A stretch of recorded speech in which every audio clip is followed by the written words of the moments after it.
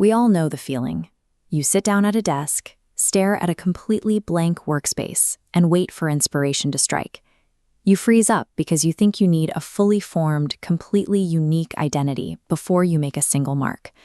It's the burden of originality, the deeply ingrained belief that true artists summon their ideas out of thin air. But that's a myth. Every piece of creative work ever made builds directly on top of something that came before it. Nothing comes from nowhere. Pablo Picasso didn't tiptoe around this concept.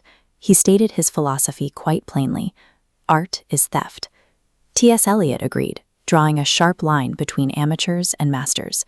He wrote that immature poets imitate, but mature poets steal. A good artist takes an existing idea and welds it into something new. If you let go of the pressure to conjure brilliance out of the void, you gain immense creative freedom. You don't need to be original. You just need to learn how to steal. Once you accept that, your job changes.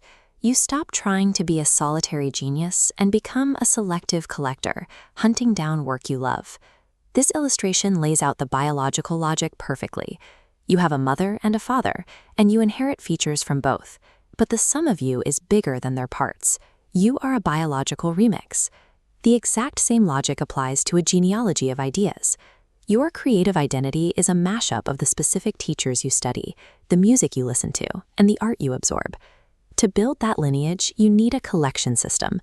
Newspaper reporters used to keep a morgue file, a physical folder or digital drive where they hoarded any interesting scrap of information they stumbled across. It's a place to store dead ideas. You lock those scraps away until the exact moment you're ready to reanimate them in your own projects. Your eventual output depends entirely on your curated input. You will only ever be as good as the ideas you choose to surround yourself with. When you are just starting out, your workspace is essentially a theater stage. You are an actor putting on a costume and playing the role of a creator. You have to fake it until you make it. And the fastest way to learn is to actively start copying the heroes you collected in your morgue file. We are talking about practice here, not passing someone else's work off as your own. Copying is a tool for reverse engineering. It is taking the engine apart to see exactly how the gears turn. But there is a catch. If you only mimic the surface-level style, your work will always read as a cheap knockoff. You have to internalize the thinking behind the style to see the world the way your heroes see it.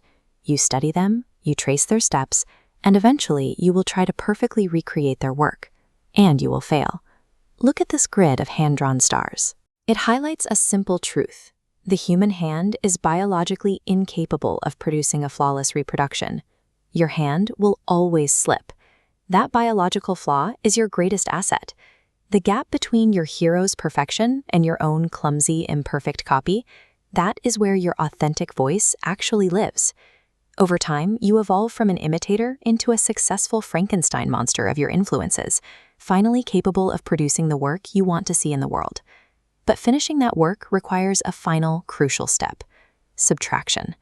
Having unlimited options and endless colors on the palette actually stifles creativity. It's the limitations that define the art.